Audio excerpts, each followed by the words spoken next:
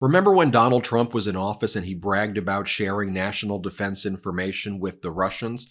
I want to show you that post. Then I want to compare that to the motions to dismiss that Donald Trump just filed before Judge Eileen Cannon. There's an eerie similarity there. Then I want to take a look at the motions and paperwork that Special Counsel Jack Smith has been filing in his oppositions to Donald Trump's claim of absolute presidential immunity, where the examples given by Special Counsel Jack Smith seem less and less like mere hypotheticals and actual things that the government believes that Donald Trump has done and will be doing. Here's the post that Donald Trump made on May 16, 2017, after meeting with Russia's Foreign Minister Sergei Lavrov, as well as Russian Ambassador to the United States, Sergei Kislyak. Donald Trump shared national defense information with them. He was believed to have shared information about the military capabilities of other countries that are allies with the United States, as well as America's national defense capabilities. And Donald Trump said the following. He posted it on Twitter at the time. He wrote, "As president, I wanted to share with Russia at an openly scheduled White House meeting, which I have the absolute right to do, facts pertaining to terrorism and airline flight safety, humanitarian reasons, plus I want Russia to greatly step up their fight against ISIS and terrorism." So there, Donald Trump is just saying that. But notice the language that he uses there. He says, "I have the absolute right to do." So looking at this post from May 16, 2017, it says if Donald Trump even then is beginning to establish his defense of absolute presidential immunity to do whatever the heck he thinks he should do, including give our national defense information over to Russia. Fast forward, the FBI conducts a search warrant or executes a search warrant at Mar-a-Lago. They find all of these classified records that Donald Trump and his lawyers previously claimed that they returned. And what does Donald Trump's lawyers then say? Well, their first thing is to blame the FBI. Remember, they said the FBI planted these documents. Remember, they said that at first? This is Donald Trump's lawyer. I'll show you just Alina Habba and Christina Bobb, his lawyers, saying that. Here, play this clip. I don't think that there was actually anything there that's worthwhile. We'll see what they come up with. You know, if they did, it'll be interesting, especially since they precluded me from actually watching what they did. But at this point, I don't necessarily think that they would even go to the extent of trying to plant information. I think they just make stuff up and, you know, come up with whatever they want. And that's the way that they will have to proceed in order to actually try to indict the president, because they don't have anything. There's just nothing there. Play another clip. This is a joke. This is memento. And quite honestly, I'm concerned that they may have planted something. You know, at this point, who knows? I don't trust the government. And that's a very frightening thing as an American. If I didn't want to be an American and go to another, this is third world stuff. We've heard it. This is Cuba. This is not our country. People are saying, okay, so that was what they were saying at first, that this was planted. The evidence, this is planted by the FBI. And then Donald Trump started basically saying no, when it was clear that the FBI actually was able to find this national defense information that Donald Trump was hiding, including the military capabilities of foreign countries, nuclear secrets, other military capabilities of the United States. Then Donald Trump said, no, I have the absolute right to do whatever I want with it. I can do whatever I want with it, and I could take it. And Donald Trump went on Fox, he went on other so-called town halls, and that's what he was saying. Let me just give you some examples of that here. Play this clip. For decades, I can't imagine you ever saying, bring me some of the boxes that we brought back from the White House. I'd like to look at them. Did you ever do that? I would have the right to do that. There's nothing wrong with it. But I know you, I don't think you would do it. Well, I don't have a lot of time, but I would have the right to do that. Right. I would do that. There'd be nothing wrong. Let me move on. Remember this. Yeah. This is the Presidential Records Act. I have the right to take stuff. Do you know that they ended up paying Richard Nixon, I think, $18 million for what he had? They did the Presidential Records Act. I have the right to take stuff. I have the right to look at stuff. But they have the right to talk, and we have the right to talk. This would have all been worked out. All of a sudden, they raided Mar-a-Lago, viciously raided Mar-a-Lago. I have tape. And I gave them tapes. You know, I gave them tapes of storage areas. I gave it to them. I could have held that back. I wasn't holding anything back that I cared about. I gave them tape. But you know the tape they don't want me to reveal? If possible. They've asked me, and I've so far adhered to it. The raid itself. Wait a minute. I'll take that tape, and I'll air that tape. Everybody would take that tape. And let me give you another example of that here. I could show you dozens of examples like this. I'm just going to show you this other example. Play the clip. They indicted me. They think of it. You don't have to be a lawyer to understand those words. That's very as simple as it gets. They indicted me. In other words, whatever documents a president decides to take with him, he has the absolute and unquestioned right to do so. This is a law that was passed and signed. And that's the law, and that's the way it is, and it couldn't be more clear. And I will... Okay, now remember what Special Counsel Jack Smith has been arguing in his various paperwork in the Washington, D.C. federal criminal case before Donald Trump made the absolute presidential immunity argument and the Presidential Records Act argument before federal judge Eileen Cannon in the Southern District of Florida. When Donald Trump made those arguments before federal judge Tanya Chutkan, which he lost before Judge Chutkan, he lost in the D.C. Circuit Court of Appeals. Special Counsel Jack Smith said the following. In his view, meaning in Donald Trump's view, a court should treat a president's criminal conduct as immune from prosecution as long as it takes the form of correspondence with a state official about a matter in which there is a federal interest, a meeting with a member of the executive branch, or a statement on a matter of public concern. That approach would grant immunity from criminal prosecution to a president who accepts a bribe in exchange for directing a lucrative government contract to the payer, a president who instructs the FBI director to plant incriminating evidence on a political enemy, a president who orders the National Guard to murder his most prominent critics, or a president who sells nuclear secrets to a foreign adversary, because in each of these scenarios, the president could assert that he was simply executing the law, or communicating with the Department of Justice, or discharging his powers as commander-in-chief, or engaging in foreign diplomacy. Take what Special Counsel Jack Smith wrote there, compare it to Donald Trump's post in May of 2017. On May 16, 2017, I read it at the outset of this video. Donald Trump said, as president, I wanted to share with Russia at an openly scheduled White House meeting, which I have the absolute right to do, facts pertaining to terrorism and airline safety, humanitarian reasons, plus I want to greatly step up their fight against ISIS and terrorism. By the way, the meeting was done in secret after there was a photo op that Russia used as propaganda to undermine our democracy here. They allowed a Russian translator to be there.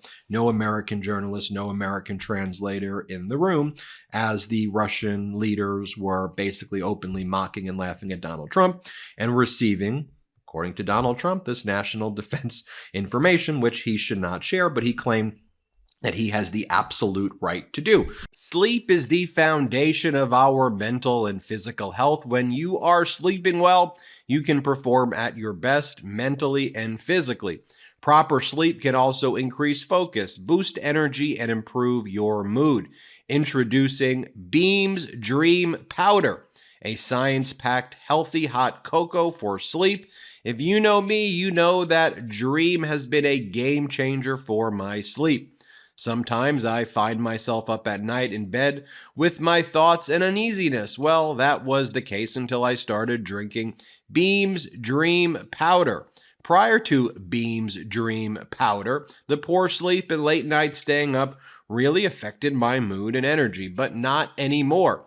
And today, our listeners get a special discount on Beam's Dream Powder, their science-backed healthy hot cocoa for sleep with no added sugar.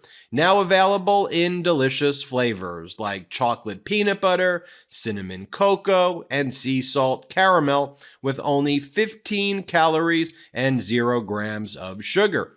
Better sleep has never tasted better. Other sleep aids can cause next day grogginess, but Dream contains a powerful all-natural blend of reishi, magnesium, L-theanine, melatonin, and nano-CBD to help you fall asleep, stay asleep, and wake up refreshed. The numbers don't lie. In a clinical study, 93% of participants reported Dream helped them get better sleep. Beam Dream is easy to add to your nighttime routine. Just mix Dream into hot water or milk froth and enjoy before bed.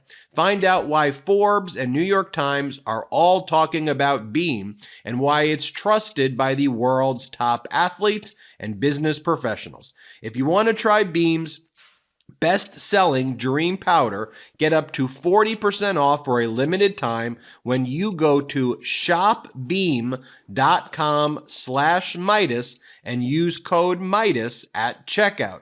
That's shopbeam.com/MEIDAS and use the code Meidas for up to 40% off.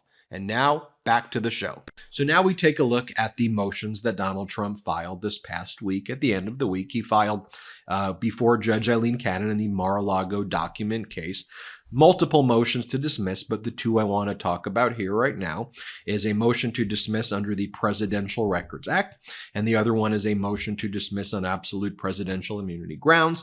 When you kind of combine them together, what is Donald Trump arguing there? Trump is arguing that he intentionally took the classified documents, the national security information, highly sensitive stuff, nuclear codes, military capabilities, other highly sensitive information. He says that he essentially declassified it telepathically. He doesn't have to tell anybody about it. There doesn't need to be a paper trail. But not only that, but he turned it into, he claims, his own personal property. Donald Trump claims that under the Presidential Records Act that he can classify anything as presidential or personal, and he declared these nuclear codes and nuclear information rather, and these other military capabilities as his own personal property, and then intentionally sent it to Mar-a-Lago where he could hold on and keep it. And as we know from before, Donald Trump said that he has the absolute right, he believes, to do whatever he wants to do and share anything with Russia. Folks, it was all staring us right in the face here. I do want to read for you this great piece that's written by Empty Wheel, at Empty Wheel, who does a great job breaking this down. And here in this article, they talk about the various times we know that Donald Trump has compromised our national security. These are the ones that we know about with sharing classified information. For example, it says he undoubtedly gave Israel's counterterrorism secrets to Russia. Why and whether there was a quid pro quo involved, we still do not know, and likely gave other national defense information over to Sergei Lavrov as well as Sergei Kislyak. And again, the fact that that's just for the media, well, whatever. I guess he's just giving our national defense information to Russia, is beyond absurd. He's known to have tweeted out highly sensitive satellite information. It says here to dickwag Iran, with the result that Iran learned about the satellites targeting their country. To spite Mark Milley, he showed a plan to attack Iran to Mark Meadows' ghostwriters. And by the way, we have that on audio recording. Let me just play that for you right here. These are bad, sick people. That was your coup, against you. It started right at the beginning. When Millie's talking about, you were going to try to do a coup. No, they were trying to do that before you even were sworn in. That's right. Trying to overthrow your election. Well, with Milley, let me see that. I'll show you an example. He said that I wanted to attack Iran. Isn't it amazing? I have a big pile of papers. This thing just came up. Look. This was him. They presented me this. This is off the record, but they presented me this. This was him. This was the Defense Department and him. Wow. We looked at him. This was him. This wasn't done by me. This was him. All sorts of stuff. It's pages long. Look.